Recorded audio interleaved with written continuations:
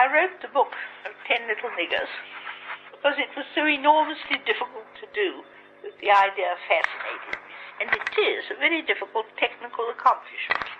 I wrote the book, and I was pleased with what I had made of it.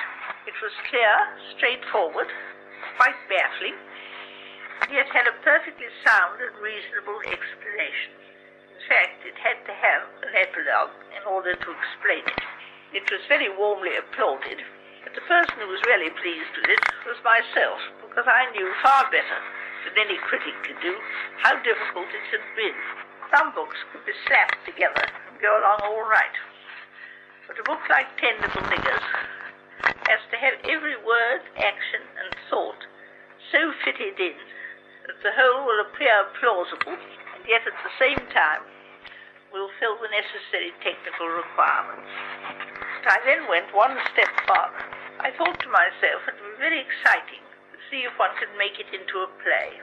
At first sight, of course, it seemed impossible, because no one would be left to tell the tale, so you must alter it to a certain extent. That is to say, it seemed to me that you could make a perfectly good play of it, one modification of the original story. You must make two of the characters innocent, to be reunited at the end, become safe out of the ordeal. I wrote it, did not get much encouragement from it, until Charles Cochrane took an enormous fancy to it.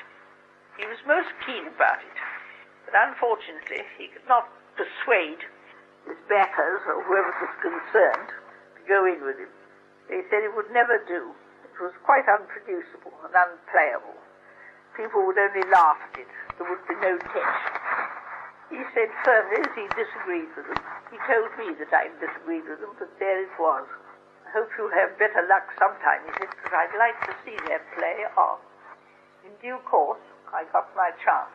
The person who was keen on it was Bertie Mayer, who had originally put on Alibi with Charles Laughton. He was very enthusiastic about 10 Little Niggers, and thought, though tricky to do, though a great many people were rather dubious, that it would go all right. I had a little advice about the beginning of the third act, which made the scene with the judge and the two men very much more dramatic. Irene Henschel was the producer, and she produced it remarkably well, I thought. I was interested to see her methods of production, because they were so entirely different from Gerald du Maurier's. To begin with, she appeared to my inexperienced eye to be fumbling, as though unsure of herself. But as I saw her technique, I realized how sound it was. The way that she first, as it were, felt her way about the stage, seeing the thing, not hearing it, seeing the movements and the lighting, how the whole thing would look, and then, almost as an afterthought, going on to the actual script. And it was very competent and very impressive.